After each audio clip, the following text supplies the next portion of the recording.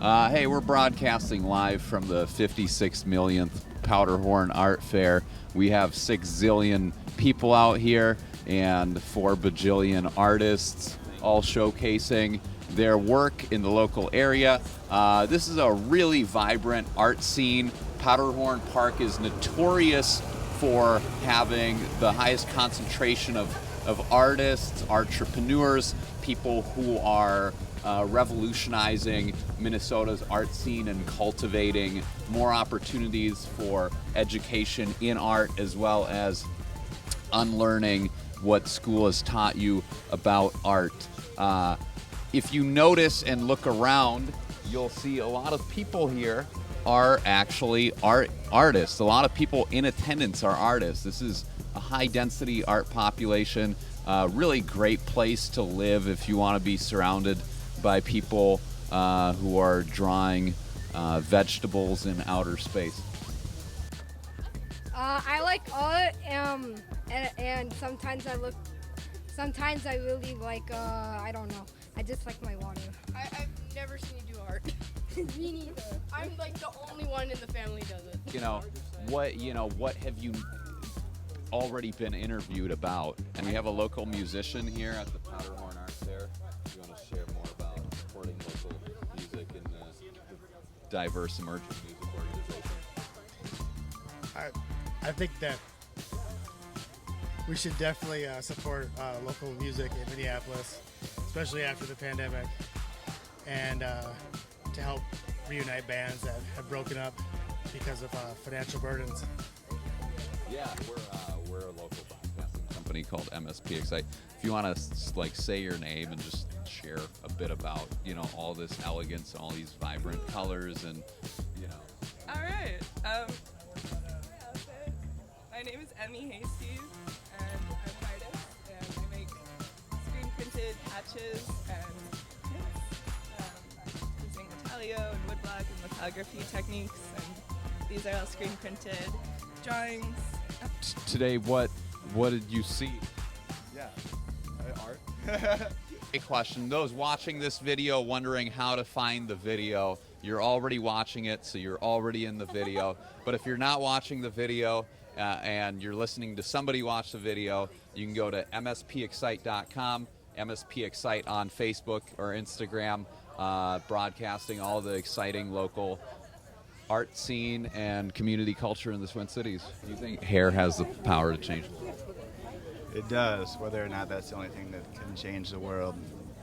That in combination with tattoos. Tattoos are going to change the world, that's for sure. Yeah. Bill, I thought they were painted. I was like, there's no way that could... What do you like about it? Probably the artwork. It's my favorite thing to see.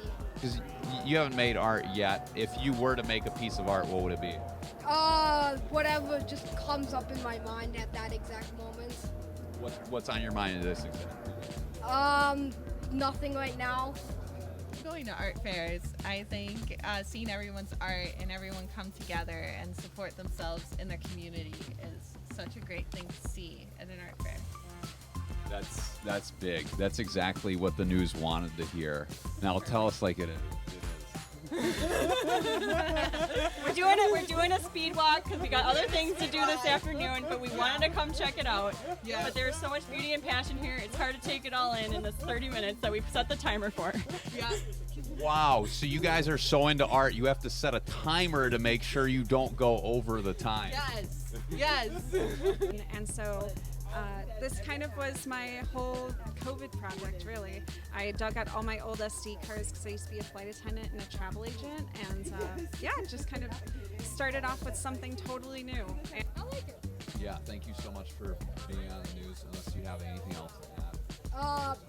Or subtract. Quick sponsor. Before I leave, Raid Shadow Legends. Would you play a game? Don't play it or play it. So bye-bye. Take a piece of my heart and soul. What a beautiful message at the Powderhorn Art Fair. When you're taking a piece of somebody's art, you're actually taking a piece of their heart and soul, and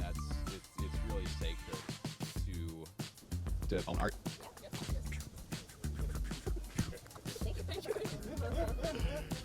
Receiving all of the. I was just talking to Patrick on my way here, and he was saying, no, not that. We're talking.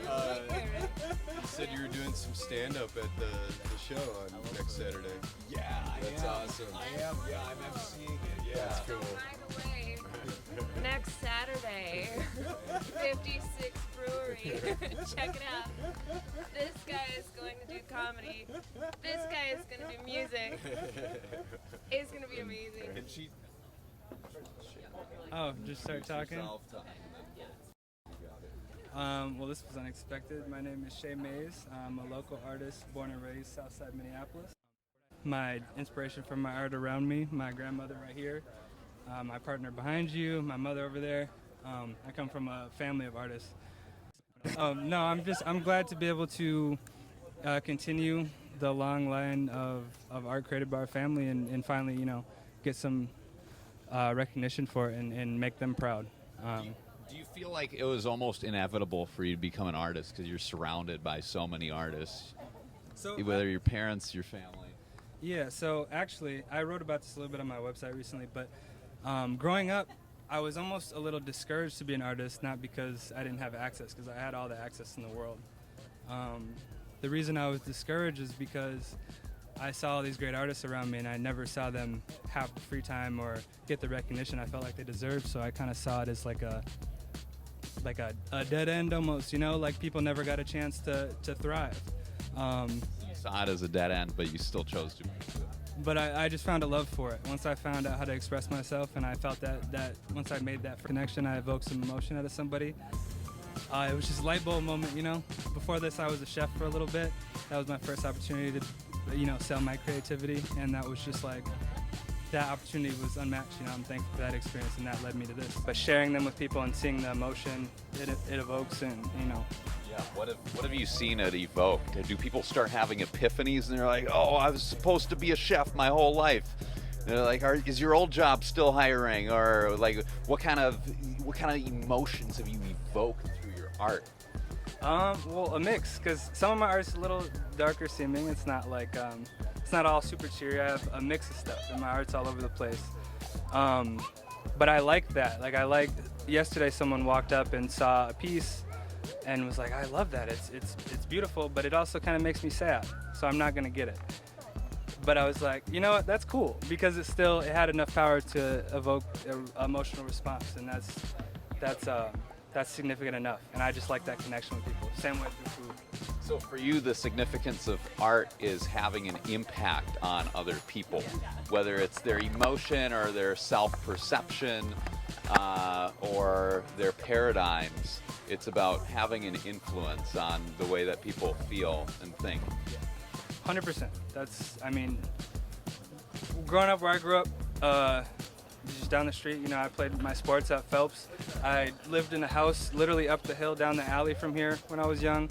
I'm proud to be able to come from where I come from and represent where I'm from, and I want to show kids that grew up like me that you don't just have to follow one of the same limited paths that we define as successful. You don't have to be an athlete or an entertainer. Obviously art's some form of entertainment, but it's different, and I just want kids to be inspired to just do their own thing, and be creative and express themselves. There's so many young genius minds out there. They need to, they need to feel the encouragement, feel supported.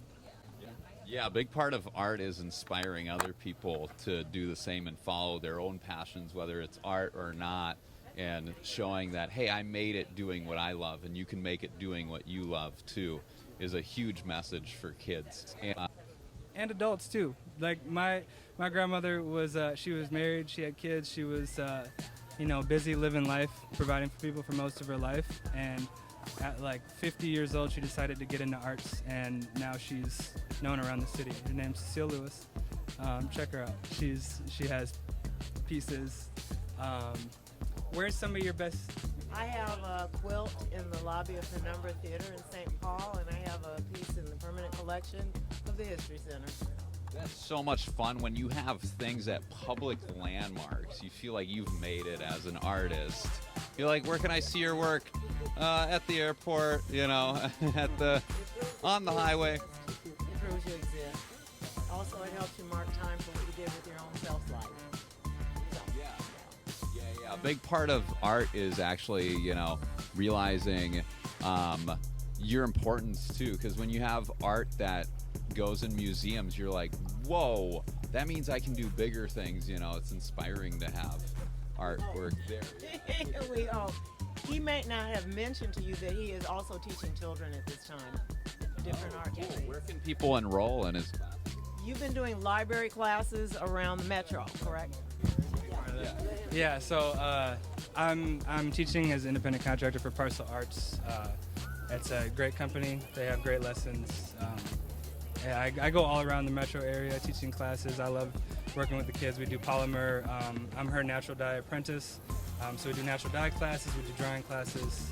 Again, I love to, I love to see the light bulb go off in other kids' heads, see their eyes light up when they realize they're capable of something. So, and as far as mediums, I haven't really narrowed it down yet. I'm doing anything I get my hands on. So I actually designed this shirt here with her help, of course. I do digital art, obviously painting. I'm working on some illustrations currently. So right now I'm figuring out my lane, but I think my lane is kind of the fact that I don't have a lane, and you get to switch between lanes. You don't have to stay in one lane. You can be all over the place and still be driving, to the same location. Hey, thank you so much for being on our show. Really appreciate all of the genuine and heartfelt work that you do for the community, for yourself, and for others. It's really big. Thanks for talking to me.